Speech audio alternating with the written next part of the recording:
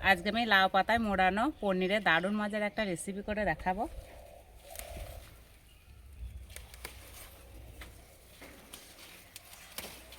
এই লাউ পাতাগুলো দেখতে যা লাগছে না,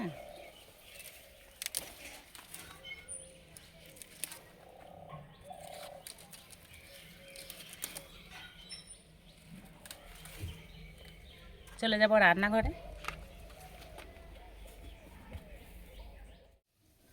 পাতার এই বোটার কাছে অংশটা বাদ দেব।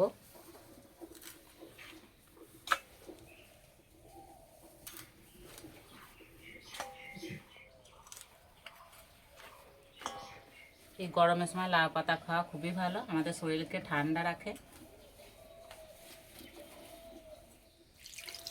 পাতাগুলো পরিষ্কার করে ধুয়ে ভালো করে জলটা ঝরিয়ে নেব।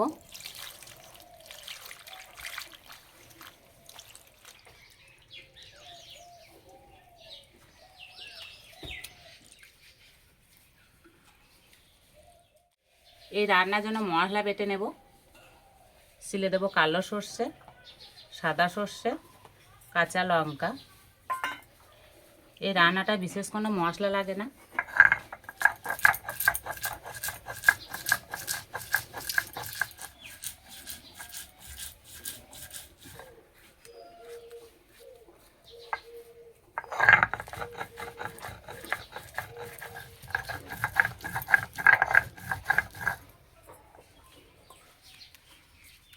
কড়াইয়ে দেবো সর্ষের তেল। এই তেলে আমি পনির ভেজে নেব। আর পনিরটা ঠিক এরকম করে পাতলা করে লম্বায় কেটে নিয়েছি।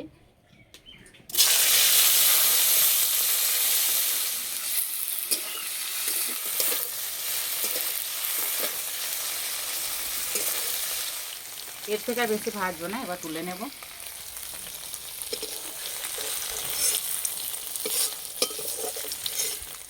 পনিরটাকে হালকা একটু ঠান্ডা করে নিয়েছি। এবার পনিরের মধ্যে সর্ষে বাটাটা দিয়ে দেব। এবার দেবো নারকেল, 2 চামচ টক দই, স্বাদ মতো নুন, অল্প একটু চিনি আর সামান্য হলুদ গুঁড়ো একসঙ্গে ভালো করে মিশিয়ে নেব।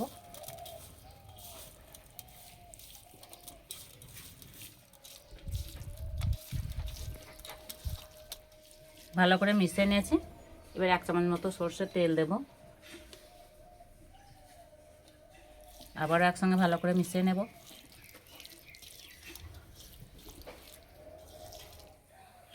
পাতা থেকে খুব সুন্দর জল ঝরে গেছে। এবার একটা করে পাতা নেব আর এইভাবে রাখবো, আর পাতাটা ঠিক এইভাবে উল্টিয়ে রাখবো। এবার মশলা পনির এইভাবে দিয়ে দেব।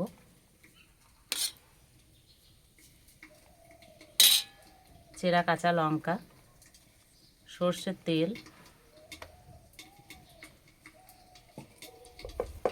এবার এইভাবে মুড়িয়ে নেব।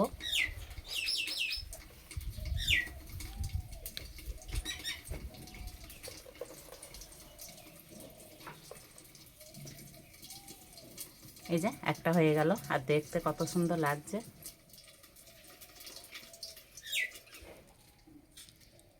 আবার একটা পাতা নিয়েছি।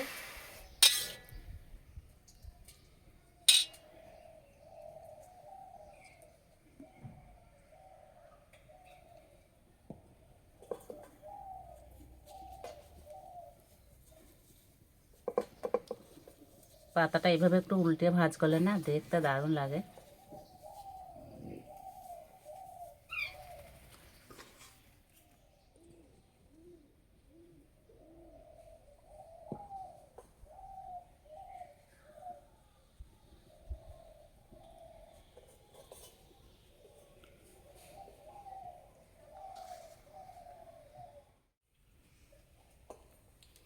এইভাবে বানানো খুব সহজ, সবাই বানাতে পারবে। সবগুলো বানিয়ে নিয়েছে, এবার ভেজে নেব। ভাজার জন্য কড়াই দেবো সর্ষের তেল। আর সর্ষের তেলে ভাজলে না খেতে দারুণ লাগে। ভাজার সময় খেয়াল রাখতে হবে, এই যে যেভাবে ভাঁজ করা আছে ভাঁজের দিকটাই তলার দিকে দিতে হবে, ঠিক এইরকম করে।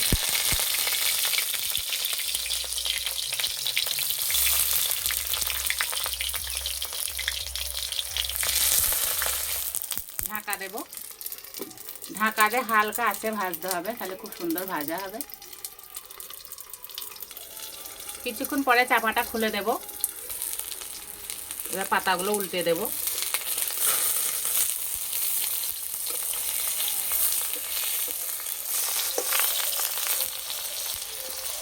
আবার চাপা দেব,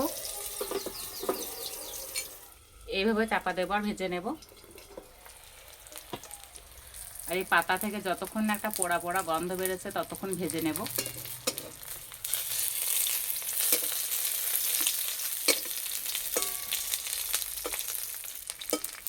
এই যে পাতার গাটা একটু বেশ পোড়া পোড়া ভাব হয়ে গেছে আর খুব সুন্দর একটা গন্ধ বেরিয়েছে। এবার তুলে নেব।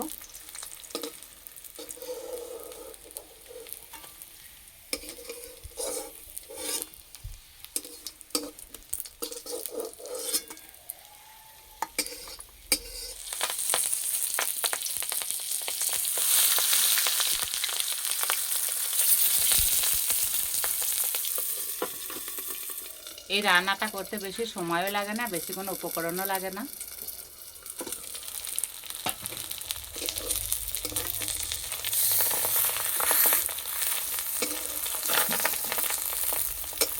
এই যে ভাজা হচ্ছে, যা সুন্দর গন্ধ বেরিয়েছে। বাড়ির সবার জন্য নতুন কিছু বানাতে ইচ্ছে করলে এই রেসিপিটা বানাতে পারেন। সত্যি বন্ধুরা খেতে দারুণ লাগে।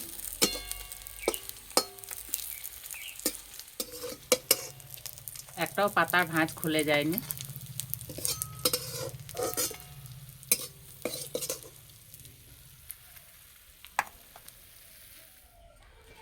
ভাতের সঙ্গে মেখে খেতে দারুণ লাগে।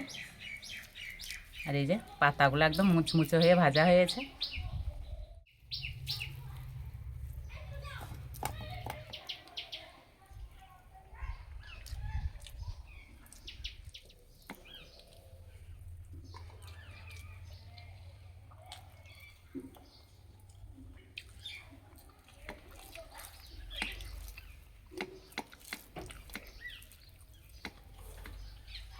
সত্যি বন্ধুরা খেতে দারুণ লাগছে, একটা অন্যরকম স্বাদ পাওয়া যাচ্ছে।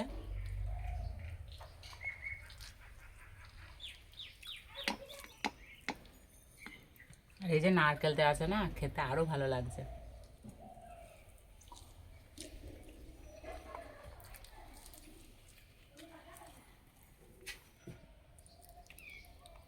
এই যে ভিতরে কত সুন্দর রান্না হয়েছে।